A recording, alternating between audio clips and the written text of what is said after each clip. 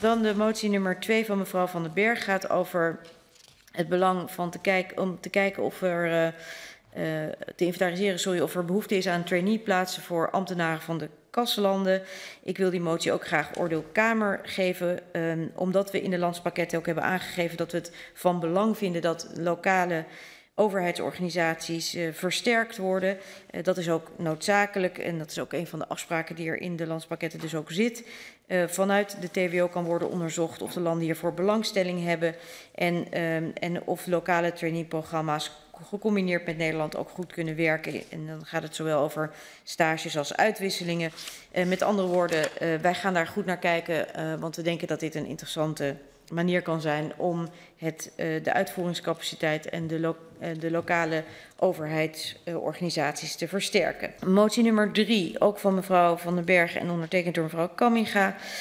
Dat gaat over de leningen en de herfinanciering van de leningen. En u vraagt of we daarin meenemen de aflossingscapaciteit van de landen, of bij het bepalen van de aflossingscapaciteit kijken naar de resultaten van de hervormingen.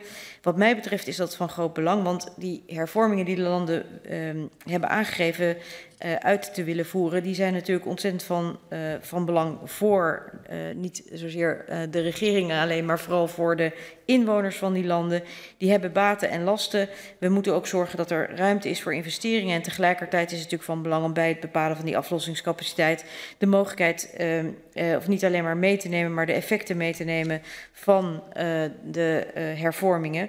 En dat hebben we ook gevraagd aan de landen om in het kader van het vaststellen van die herfinancieringsafspraak te zorgen dat er goed in kaart wordt gebracht. Wat is er nodig om uitgaven te doen? Wat is er nodig om investeringen te doen? Maar wat ook zijn de begrotingseffecten van de hervormingen, zodat die kunnen worden meegenomen in het bepalen van de aflossingscapaciteit. Want ook, en dat hebben we in het debat gewisseld, is het van belang om zo snel mogelijk te komen tot een lagere schuldquote voor de landen.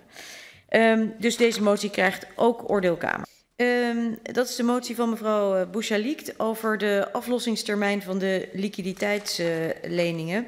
En die motie wil ik ook ontraden, want wij zijn namelijk nog in gesprek met de landen over de herfinanciering en we hebben helemaal niet een vooraf opgestelde aflostermijn vastgesteld. Dus die termijn is afhankelijk van de plannen van de landen in termen van wat zijn hun langetermijn ideeën, welke investeringen willen ze doen, welke kosten zijn er, hoe willen ze omgaan, uiteraard ook met de hervormingen. Omdat die ook mede bepalen of er sprake is van de mogelijkheid om af te lossen binnen een bepaalde termijn.